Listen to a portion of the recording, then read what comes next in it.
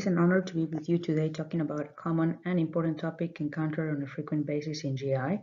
This is endoscopic mucosal resection, and I'm going to be giving a talk on tips on how to EMR like an expert.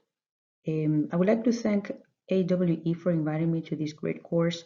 It's an honor to participate along with this great group of gastroenterologists. My name is Maria Jose Rojas. I'm an interventional endoscopist at Parkview Health Cancer Institute in Fort Wayne, India. So as we all know, EMR is an extensive topic. We'll try to focus on pearls and highlight the most important steps to perform high quality EMR. And I will also take a couple of minutes to discuss certain things to consider before starting EMR, such as how to decide if a polyp is resectable and to decide if I should resect it as an endoscopist. Also, important decisions should be taken into account, like should this patient be referred actually to see a surgeon if we're concerned of cancer, and also how to recognize and manage complications that come along when doing these high-risk procedures. So remember that polypectomy world is very extensive, ranging from simple Kolsner of removal of small lesions all the way to more invasive procedures such as endoscopic full thickness resection. However, we'll talk about EMR alone on this talk. So I think one of the most important questions to answer is, can I remove this polyp before starting any complex EMR? And the reason why is that if you think you're not going to be able to resect the lesion, it's better to leave it alone and refer to a center with more expertise or to a center that does high volume of polypectomy. Especially if you're starting EMR in your practice, I think part of how to decide if you are able to do this is training. Time that you have during the day is not the same thing as doing a large polyp removal at the end of the day than when you have a time allotted just for that procedure. You have to work with trained staff. That's crucially important so the procedure can go well. Have all the tools available in case you run into complications. Very important that the patient should be aware of all the risks of the procedure, as this is not just a screening colonoscopy. The patient should also need to know about a strict plan for follow-up, not only the polyp removal. Follow-up is also part of a good EMR quality. And then always remember that this is a high-risk procedure and complications can happen. So if at the end of the colonoscopy you decide to refer the patient, it is important to know a couple of things what not to do. If there's no suspicion of cancer, it's better not to biopsy the polyp, as this could create fibrosis, making resection more difficult. If a tattoo is placed, it's better to place this a few centimeters distal to the polyp and not in the base of the polyp. There are large polyps in the rectum and cecum. We don't need to tattoo those. It is very important to have a detailed explanation of the colonoscopy findings along with good photo documentation, especially if you're referring these patients out. So we're going to talk about steps how to EMR, starting from lesion evaluation all the way to complications, how to recognize and treat those. So classification systems exist to help us decide if a polyp may have deeper invasive carcinoma. Every time we find a polyp, it is very important to have a detailed evaluation of it, spend a few extra minutes. You have to assess for borders and size of the polyp, classify the type of polyp by using both NVI and white light, decide the exact location, especially if this is a non-resectable polyp. This will help for surgery planning and good photo documentation. So there's a couple of classifications, starting with the Paris classification. This is mainly a classification to describe the polyp morphology, and it divides it into protruding, flat, and excavated lesions. Those that are excavated are typically the ones that you want to recognize because these have a higher risk of having invasive carcinoma. These should not be removed with EMR polypectomy. If anything, if they're small, they may need full thickness resection or referral to surgery for surgical removal. In those lesions, like the one depicted on the last column, you can see that this is where the cancer is. These lesions should be biopsied and tattooed. The NICE classification, or NBI International Colorectal Endoscopic Classification, utilizes narrowband image light, and according to the color, vessel appearance, and surface, you can classify those polyps into hyperplastic, adenomas, or invasive cancer. There's a big difference between a benign polyp such as type 1 versus a type 3.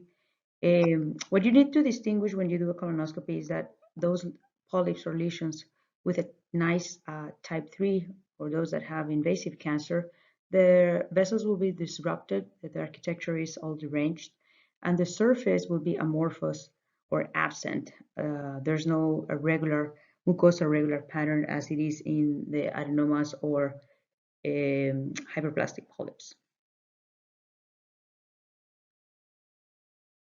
And the last classification system is a Kudopit pattern. This is another accurate way or method to distinguish a neoplastic from a non-neoplastic or malignant polyp. It's also based on NBI light using the or recognizing the pit pattern. It is more extensive and it subdivides the colorectal lesions between type 1 where the pits are rounded and equidistant and well organized, such as the case of hyperplastic polyps, all the way to type 5, where the pits lose their structure. There's non-structural actually, and these are polyps that are usually need surgical referral.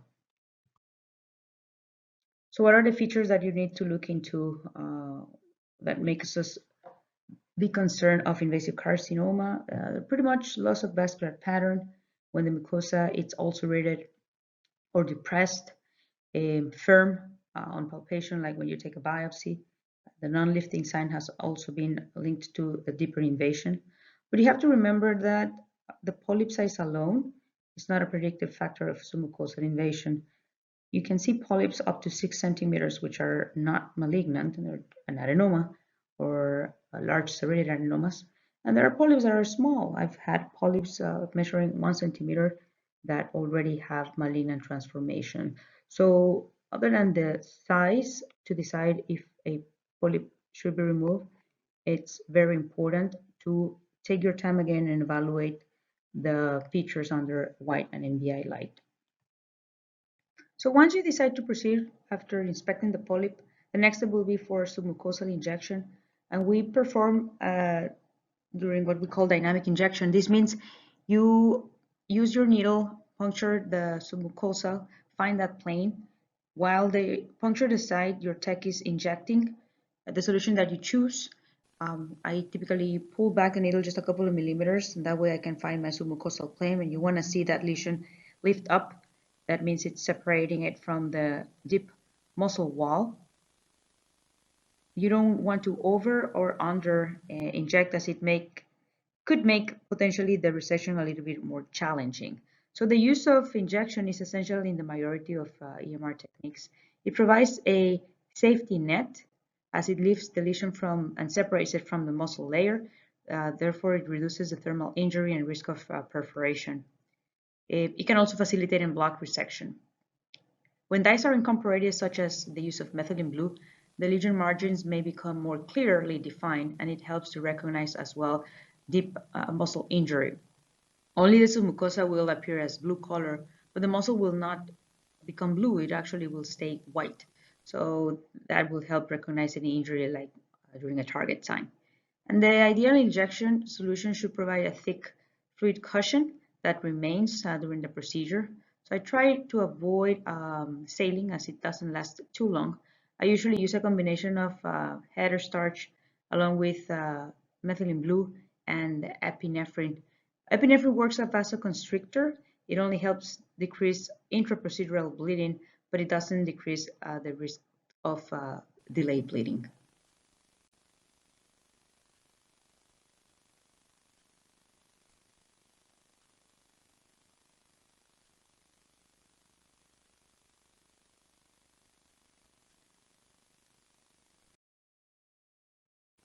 So after you inject it into the submucosal plane, the next step will be for resection. There are multiple types of snare in the market. I usually use a 15 to 20 millimeter snare. Larger ones can increase the risk of perforation, especially in the right colon, as the right colon has a thinner wall. Braided stiff snare allow to grip the tissue better. Again, the size matters. I usually avoid using a snare larger than 20. The couple of perforations that I've had were while I use a larger snare. Small stiff snares or hexagonal are pretty useful in fibrotic areas.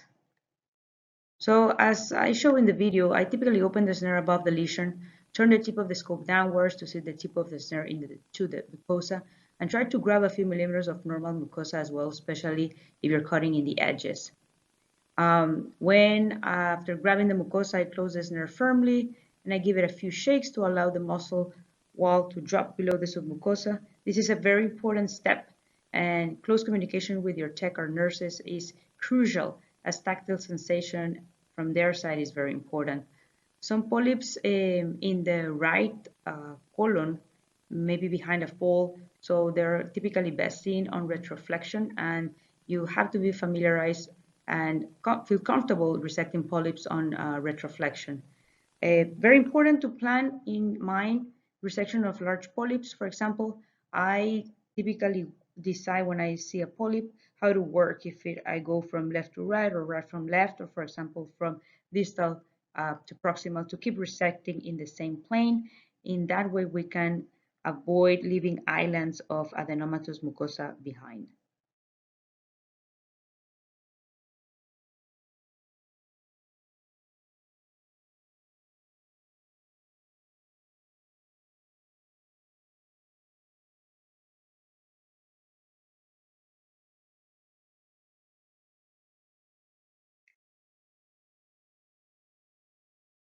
So again, multiple types of snare, multiple shapes of snare.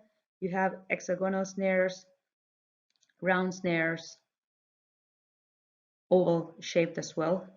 Braided rigid snare again deliver minimal slip on the mucosa and are very useful for those lesions that are flat, like in this video.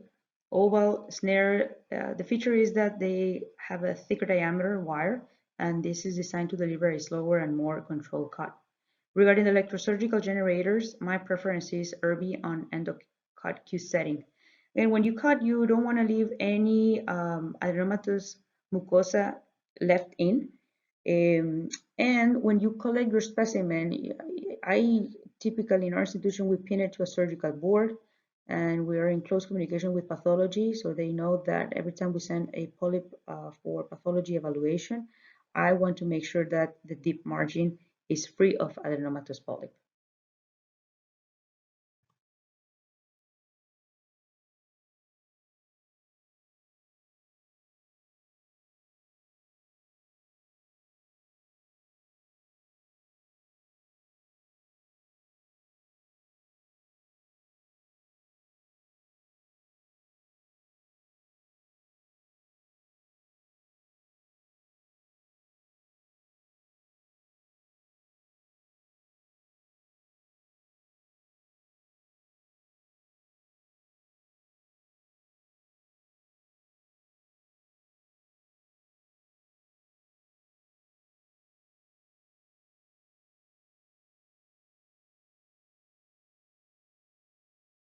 So after resection of the polyp, the next step will be for ablation of peripheral margins. Studies have demonstrated that thermal ablation of the margins can reduce recurrence rates to less than 4.5% compared to previously reported rates of 6 to 32% on traditional EMR for those non-pedunculated polyps. So either APC or soft coagulation using the tip of the snare are useful regardless of which one you use, and no matter which, again, thermal type of ablation you use. Definitely, you should include this as part of your EMR. Remember not to ablate adenomatous looking mucosa. You only need to ablate all the mucosa that appears to be adenomatous free.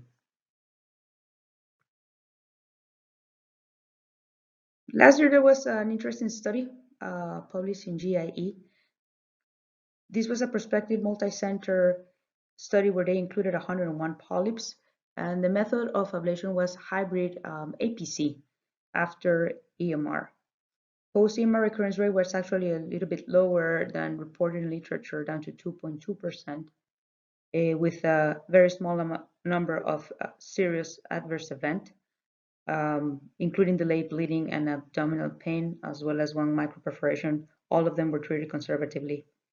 So this will be interesting to study. Perhaps we're going to need more data and at some point compare APC versus hybrid APC versus soft coag with the tip of the snare. Regardless of the method that you use, it is important to ablate the margins and also remember not to ablate any residual polyp. You need to make sure that all of the adenomatous appearing mucosa is removed before ablating the margins.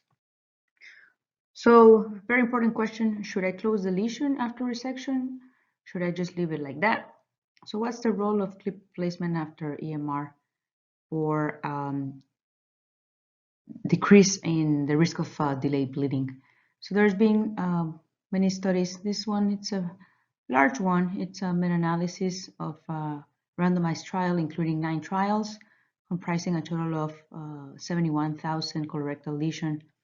This meta-analysis showed that routine use of prophylactic clipping overall doesn't reduce the risk of bleeding in polypectomy cases. However, clipping does appear to reduce the bleeding after removal of large lesions. By large, I mean greater than 20 millimeters, specifically those that are located in the proximal colon. This was shown by a subgroup analysis according to location and size. At the end of the study, they were able to determine that the risk of bleeding can be reduced from 10% to 3.8% if you prophylactically close these lesions with clip. Other papers have been published during the past couple of years showing similar data on large left-sided lateral spreading tumors. Now, obviously, sometimes you will encounter this lesion that is really big and you can't approximate. But if you find like vessels that have high risk of bleeding, you can go ahead and treat those. Also take into account the specific characteristics of the patient. If the lesion is close to 20 millimeters, however, the patient is elderly, lives 2 hours away from a hospital, is on 3 anticoagulations, because now a lot of people are on anticoagulations, we'll go ahead and probably consider clipping that lesion, even if it doesn't meet the exact criteria of 20 millimeters. Let's go to complications. Nobody wants to have complications, but the more procedures that you do, the more risk of having a complication that we have at some point. So the most feared complications will be bleeding and perforation. Both complications can happen during EMR, or patients can present with delayed bleeding or delayed perforation. When we talk about bleeding during the EMR, for control of bleeding, you can use either the tip of the snare in soft coag setting to cauterize that vessel. It is very important to wash and identify and treat before continuing your EMR, otherwise you're just going to have a lot of blood and visibility will be very tough. When the bleeding is a little bit more brisk or it's not stopping with soft coag, other tools can be used, such as a coag rasper, and at the end, if you're concerned of still oozing, this patient should have a clip placed. Delayed bleeding, it's different. As we all know, the need of a colonoscopy will depend on the severity of bleeding and the hemoglobin level and the hemodynamic status. So for perforation, it's really important to recognize those patients that have a perforation so they don't go home with a perforation. Remember that the patients that present with delayed perforation typically have a worse outcome, as they can come back in septic shock, needing antibiotics, and oftentimes they could need a major resection. However, if a perforation is found during the procedure, or if you feel like this patient can present with delayed perforation, then you will be able to manage during the procedure. So this is a case that I did a couple of years back. Patient presented with EMR, poor EMR of a serrated adenoma. This was removed successfully. However, at the end of resection, you could tell that there was deep muscle injury. So what to do first thing, keep calm, wash the area. You want that area not to have any stool around, especially if there's a deeper opening. And the next step is to, again, stay calm, give intraprocedural antibiotics, finish your EMR, can go ahead and ablate the margins, and then start closing the area. For this, we use clips. It's important to completely close these lesions in a zipper fashion, not just one or two clips to approximate the edges. Remember, you're not trying to reduce bleeding, you're actually closing a perforation. So just imagine you're placing sutures. Also, it's very important to decide when are you going to start placing the first clip to the last clip. And again, these patients should go home. If they're stable, they're not having any pain, they can go home with antibiotics for a couple of days, and usually they do very well.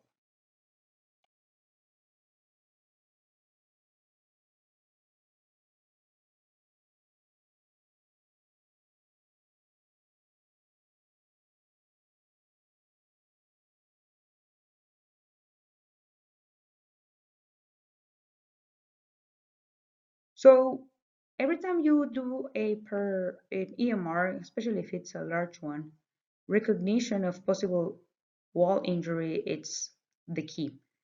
I like this paper a lot. This was published by Burke's group, and it classifies a deep mural injury after EMR in different types, being from type 0 to type 4. And the usefulness is to recognize injuries that could present as delayed perforation, and also which lesion should be clipped right after EMR, or which patient should be admitted, for example, if the perforation is big. So it divides these into multiple types, as I mentioned. Type 0 is the first picture. You want to see this nice blue coloration of the submucosa. This is normal. This is a post EMR view, how ideally all of them should look at the end, just a nice blue submucosa. The type 1, it's where, or the whale sign is where you can see the muscle fibers, but the muscle wall is not injured. The type 2, however, there's focal loss of the submucosa, possibly injury to the muscular propria, and sometimes it's difficult to assess because, for example, there has been prior instrumentation, there's some fibrosis. Those patients you want to clip because they can present back with delayed perforation, especially if you don't know if the muscularis propria is involved. The type 3, there's definite injury to the muscularis propria, resulting in what we all know as a target sign. Those patients do need to be closed with clips or with suture, etc. during the procedure. Otherwise, they can come back with serious issues. And the type 4 and are large holes in the colon, and they're subdivided into those that have contamination and non-contamination. These can actually be closed during the procedure as well. However, if you feel like there's contamination, this patient should definitely be admitted. Your colorectal or surgical team should be consulted and have them on standby in case there's a decompensation. So again, follow-up after EMR is as important as the EMR. Patients should be aware that they should come back in 6 months, especially if the EMR was done in piecemeal, and then at 18 months. If you see any residual or recurrent adenomatous polyp, this should be removed completely. If there's just a healthy looking scar, I usually biopsy to rule out microscopic recurrence. Whenever an EMR is done en bloc, and this is less than 20 millimeters, patients can come back in 3 years. if the EMR shows that the deep margins are negative. So I hope this summary of steps to perform EMR is useful to all of you. Remember that all of the steps are important, starting from lesion recognition, deciding if you are able to remove the polyp that day, all the way to post-EMR follow-up. EMR is a fun procedure, no matter the location and size of the polyp. With more cases that you do, you're gonna feel more comfortable. And at some point it will come very easy. But patience is key while getting into that point, especially if you're just starting your practice. Remember, there's always a risk of complications. Is very important, not only to perform the resection, but also how to recognize and manage possible complications. Thank you very much.